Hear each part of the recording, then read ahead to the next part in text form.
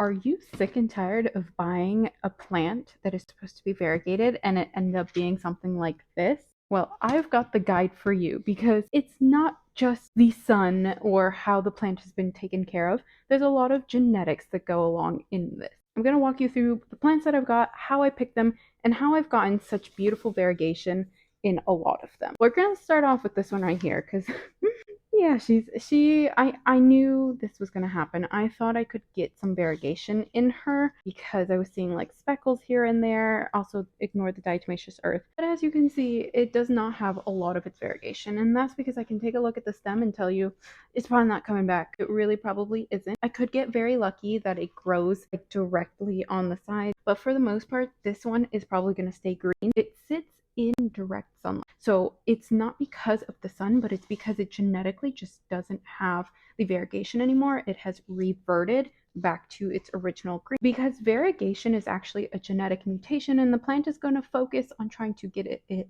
out of its system so that it can go back to these healthy leaves, because white leaves do not help the plant. It doesn't bring any food. It is simply decorative to us. That's the philodendron. Now, the one that I've got here, which is fully reverted, this cutting is not going to have a chance because it no longer has any green here. And what's going to happen is it's going to keep growing these white leaves. Even if I put it away from the sun, which a lot of comments have said, take the fully variegated out of the sun, put the less variegated in the sun.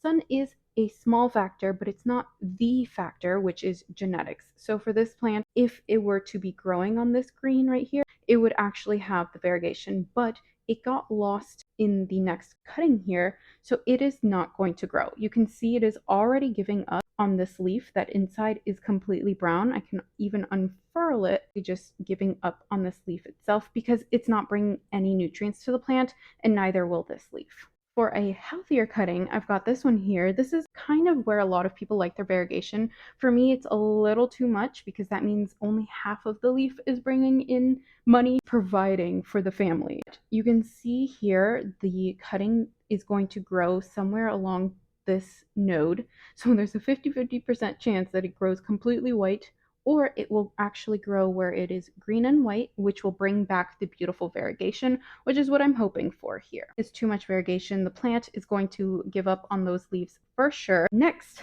is the mother plant to those. You can see it has half. To get this variegation, I honestly started with a fully reverted looking cutting, but the node had the slightest white stripe, which is why, oh, is that a spider mite? No.